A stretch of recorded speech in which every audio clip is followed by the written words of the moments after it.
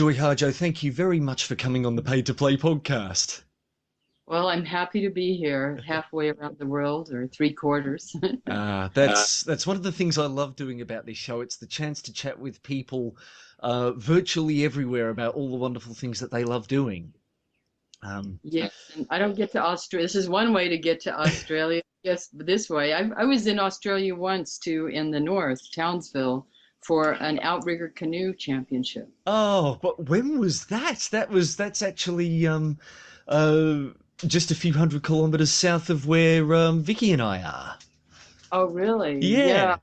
that was back probably, it's been over 10 years ago when they had the national, international, outrigger sprint championships, outrigger canoe. And so I wound up, you never know what you'll wind up doing in life. And I Mm. wound up in a parade in Townsville, marching behind a Hawaii flag, singing Hawaiian songs with That's other Polynesian groups and countries, in this march before our big sporting event. God, it's one of those incredible things of just it could only happen if uh yeah, you wouldn't believe it if somebody told you, if you know what I mean. It's just one of those things that happens when you're in life. Yeah, it's true. um so speaking of the things that you love doing, Joy, I mean, you have a fantastic resume, for want of a better word. You are a poet, you're a saxophonist, you've written for screen. Uh, it seems a hard question to ask when it all started. I guess it's been uh, it seems like you've been busy with one thing or another most of your life when a lot of us just tend to seem to drift along, if you know what I mean. I don't know. I feel kind of lazy, but I guess I have got accomplished quite a bit, and I'm actually a bit of a late bloomer. I was premature, and my mother said, "Well, you're always late doing things." And I started writing poetry. I thought rather late from when my friends did, and then I picked up a saxophone when I was about 40 and started my first band around the time I was 40, and then and I'm always learning I guess the thing is I'm always learning something, and one leads to another. I'm working on a musical right now. I did a memoir. My last publication was a memoir called Crazy Brave that, got quite a bit of attention. And I'm working on a musical. I'm working on a new album and I have a new book of poetry out this fall called Conflict Resolution for Holy Beings. So it just keeps on. And I miss racing canoes. I moved to Hawaii around the time I was 50 and I lived there for 11 years and raced canoes, and I loved it So you're still in Hawaii at the moment, or there. No, I wish I moved back home to my tribal area. mm. That's been in 2011, and so that's been really good. And the latest news is I got married a couple of weeks ago. We did see that. Congratulations, by the way. That's fantastic. So, so anyway, here I am. And I guess I should turn my mail off. No worries. I've just got a couple of dogs in here with me who I'm hoping won't make too much noise. Um, it's tricky. You try and keep them out of the home office and they just wind up banging on the door anyway, so you don't have much choice. Um, so when did you started poetry later than your friends, of course, but are you the only one of your friends to actually get published? Well, I started writing as an undergraduate at the University of New Mexico. Mm. And there were a few people from our class. There's been a few people who published and kept it up. And but I've kept at it. A lot of people have fallen away, and I keep at it. I think people thought I had fallen away because it took so long between my last book of poetry and this one. But no, I think this is the best one I've written. I guess it's one of those things you never really, if you love it that much, you never really stop working on it. It's just the amount of time between when you get something out there in public. writing is considered to be a pretty tough gig as it is, but poetry is a subset of that. It does seem, again, an order of magnitude harder to sustain that. So you've had The Woman Who Fell from the Sky, of course. Then there was She Had Some Horses was before that, wasn't it? That was the kind of the breakout book. I had two Mm. small publications before She Had Some Horses. One was a chapbook, which is a small collection of about 8 poems. And then the next one was a very small press book of about, it was considered a book. But it wasn't until She Had Some Horses, and that book has probably, I don't know how many printings. It was with a different printer, and it went through many, many printings, and it would go through different editions. And I went to Norton, who is my main publisher, is one of the major presses, major New York presses. Well, they turned me down 3 times, and I kept going back. They turned down She Had Some Horses and turned down another book, and then I went back to them, and they took The Woman Who Fell from the Sky, and now they're the publisher of She Had Some Horses. So I like how that turned around.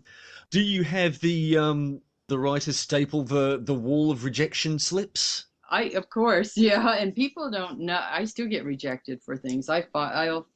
People look at somebody who has accomplished what I have, at least in certain ways, and they don't believe that. Yes, I still get rejections.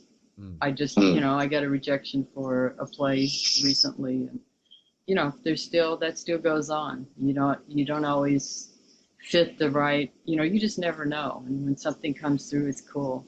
But ultimately, you do what you do because you love it. And poetry, I came to poetry because of music, because of hearing. My mother was liked to write songs, and hearing poetry in music and lyric and songwriting, and also reading poetry, because to me it's song language, and it's about what compels me. It's about going beneath what everybody's saying. You get all the chatter up here, and the internet language and texting and all that has a thin spectrum. It's just thin. And then when you get into poetry, you go into sort of the language of the mystics, and the language of secrets, and the language of the water, maybe, or what's going on in the water that no one sees. Mm. It Having read The Women Who Fell from the Sky, and to use a very, very dry term, um, I did love it, how it was a very strongly metaphorical work, and sometimes it almost feels like it's hard trying to uh, talk about emotions and the important things when all you've got are words. And the Yes, words, that's where the saxophone comes in. ah, So, I think as a poet, you're always trying to get beyond the words, past the words, and so then the saxophone for me is able to get to that place in a way that, or music is in a way that words can never get there. mm. You know, I noticed that musicians almost always tend to come from families where music is a core part of their lives, and from the sounds of it, that was true with you. Was that the case? it was in the early years. My mother and father were dance. They loved to dance, and I remember they loved to go party. They loved to dance. And I used to dance with them, dance with my mom. I have very good memories of that. And then my mother started writing songs, and then we would have some of the Tulsa was. It's still known as quite a place of music, and most people don't know that the blues and jazz trail, that Oklahoma was very much a part of that. And so my mother I remember some of the very famous country swing musicians come, at our house, and there'd be musicians at the house. And so that part of it is true, except when she and my father split, became a long dark period in our lives where there was no music at all. In fact, I was forbidden. Music was forbidden to me. I was forbidden to sing. And although they let me play clarinet in the house. They let me play clarinet for in elementary school a couple of years. We would meet, band would meet once a week, and I played clarinet on the same couple of reeds. But but yeah, but in the very early years, yes, I was around music. It seems as though you've been working fairly consistently, at least in terms of your publishing history. There was sort of a break between in the early 80s and the 90s. What did you, of course, you were always writing in the meantime, but what did you do in the meantime when you weren't getting published? Well, Put it even when simply. yeah, I mean, well, how does a poet make a living, period? Hmm. Because even if you are published, I noticed this because I've published a memoir recently, and the attention you get for that, and the money too, because of the sales. I mean, I'm a best-selling poet for poetry, but I could not, the money I've made from poetry, just from the book sales, I couldn't buy my food. It wouldn't even pay my food bill for a year. And I've done well with, people know my work. I have an audience, and that's a great thing to have, is to have an audience and to a community in that way. But no, when I started, I remember when I changed my major, I started out in pre-med, and that's another story. As I was always in art, I went to a native indigenous, it was a Bureau of Indian Affairs school for high school, and studied art. It was an experiment in Indian education, and studied art. And so when I did eventually go to college, and that's another whole story, because I was a teenage mother and et cetera. When I did get back to school, I was able to get in school and get help for school because I started in pre-med. And that lasted one semester because I had not had any math since ninth grade, and no real science teaching skill. I had not been schooled in the sciences very strongly. So I went back to art classes. And then I changed my major to poetry. And by that time I had two children, and I was, going it alone. And people said, "Oh my God, you need to take education classes so you can teach. You need to change your major." Because before that, I became an art major, which was understandable because I come from a family of major tribal speakers and artists, and so that made sense. And you can an artist, you can still make a living that way. But when I went to poetry, I had a difficulty getting any kind of support. No one wanted to support me for scholarships for graduate school. I got accepted in the most prestigious writers' workshop in the country. But, it was something in me, and I didn't grow up saying, I want to be a poet. I grew up saying, I'm going to be an artist. I looked around and I knew that I was an artist. And an artist is also a poet. That's how I think of it, and a saxophone player and writer. And but I could not garner people. That was sure I had made the wrong decision. But sometimes you just follow. There's something. We all have a guiding spirit within us. You can call it whatever you want, and as long as you pay attention and listen, you follow that track. And it was given to me to do, and that's what I feel. And I feel like even the music and even the other things I do are all part of that voice, and it's kind of a voice I've been following. I'm in the middle of writing a musical, and it's the same voice or voices. I've written a one-woman show and performed that. I have several CDs of music, and it's really the same voice. It shifts and changes, and there are other influences that come in. But, why or what's so compelling? I mean, in my neighborhood, we didn't have any poets. People Yeah. didn't go to work, being a poet. But, in our tribe, I think in indigenous peoples and then in tribal peoples, when everybody goes back, everybody has those kind of roots. The oral tradition, or the ability to the ability to speak and to make metaphor and to bring stories, to make life with stories, and song and poetry is a gift certainly that needs to be taken care of, and it's something that's valued. But I don't know how it is in Australia, but I know in the US there's not particularly a lot of value given anymore to the arts, or to the arts, to language, to, it's, yes, in some places, but it seems to have been lost. One thing I did want to sort of comment on, you mentioned the success that you had with your memoir. And there seems to be something there that, in a way, you had been kind of telling your story through poetry for years, and yet there is this need for people, they almost think they need to get the straight story from you somehow, um, and from people. That's why, in a way, memoirs are still fairly popular. Yeah, that's been a huge shift. I mean, I've seen that in my lifetime over the last 10, 15, 12 years, where memoir has usurped the fiction, or, you know, literary fiction. Mm. Mm. And yet, a memoir is still, in a way, a work of poetry because it's one person's experience of their life, and it's always going to be, colored by their view of the world. It just sometimes it seems odd that that readers just don't go straight to the source and sample the poetry itself. You know what I mean? Yeah, yeah. You picked up the saxophone at 40. You formed your own band. How has and you've got albums, of course. How have you found the music scene and working in it?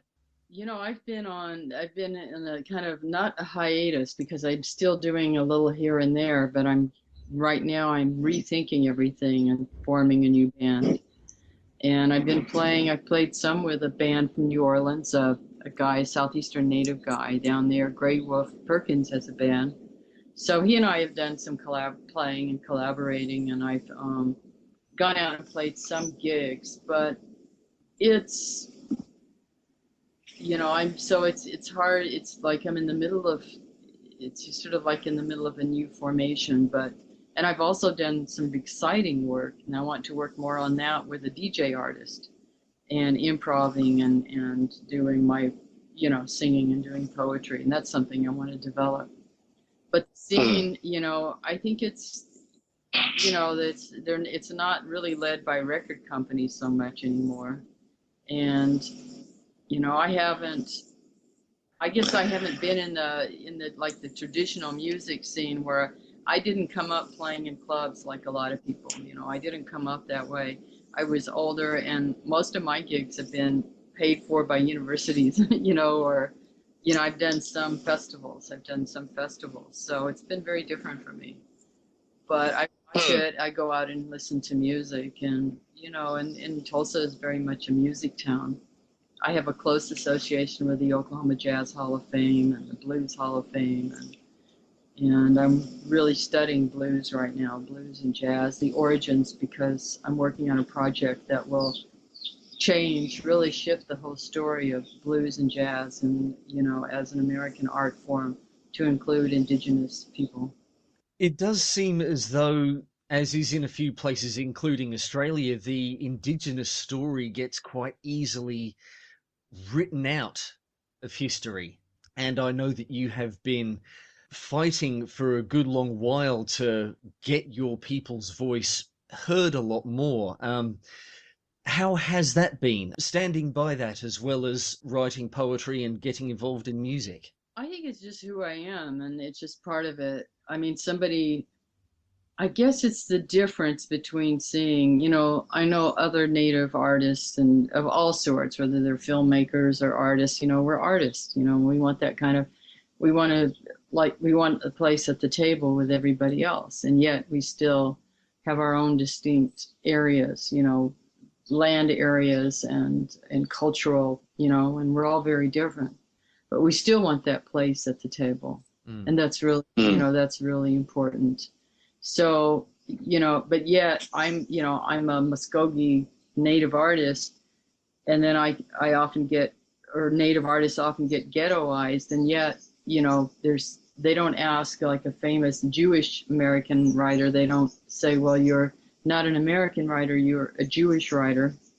Other people don't, they're just accepted as part of the story, rather than saying, okay, well, this is what you are, but we're going to put you over here. We can't say that you're an important American artist. We're going to say that you're an important Native artist. You see what I mean?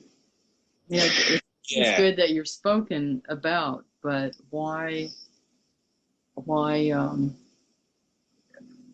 there's a devaluing or a downing, there's a hierarchy that goes on, I guess is the best way to say it. Hmm.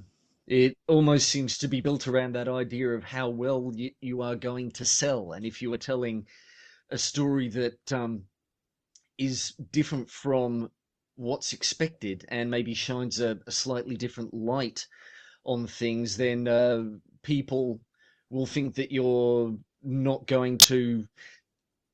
perhaps going to scare a few too many people to make your work profitable for them. Yeah, a good story is a good story. I think, yeah, a good story will hold up. But I always remember when I had my first children's book came out called The Good Luck Cat, and it was by a major American press, major. And so I wanted to help. I always like to help with publicity or help get work out there. And so I said, can I have the press release that you sent out? And they said, we didn't do a press release. Lovely. And I said, well, you think if you have a product and a company is behind a product, they want to sell it, they're going to do what they need to do to get it out there. And I said, well, why not? And she said, well, it's such a small audience. You're a native writer. And I said, this is a story about a girl and her cat. The girl loses her cat. The cat has 9 lives, and on the 9th one, she loses her cat, and the cat's missing. It's a girl. Why do that to the story? Why ghettoize it is the word they would, used to use. Why do that? And so right away they expected, they didn't expect much. The book went on and won several awards, and it was just taken out of print. So my agent is working to get it back in print, because when people know about it and read it, it sells well. But it's that sort of thing, it's. But as I say, this whole country, it's all. It's not just our native stories aren't just native stories. It's the stories of America. It's not just stories that are ours or live in this small area, but it's the story of the whole country. They're human stories, and you're never going to know how you'll connect with somebody else unless you actually experience their work and let yourself be surprised. Because everybody, I know somebody was saying, oh, I had a student or someone say, oh, well, I wish I were exotic. And I said, my writing was more exotic, or I had something more exotic. I said, think of somebody reading your story in Bangladesh or some other country. I said, your life and the way it would be very exotic to them. It's one of those things that I think people might have been hoping that the brave new frontier of the internet might fix up, especially as in theory, it gives a lot of people who wouldn't otherwise have a chance to, a way of contacting people and building audiences outside their immediate geographic area. Except the sad thing is sometimes you almost see that pushback happening there as well. I mean, what's your been experience? You've of course got joyharjo.com, the webpage. What has your experience of going online been?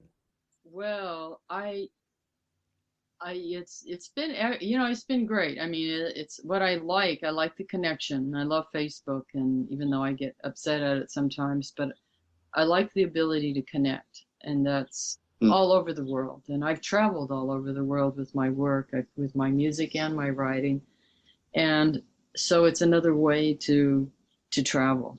It really is. It's another way to travel and to move.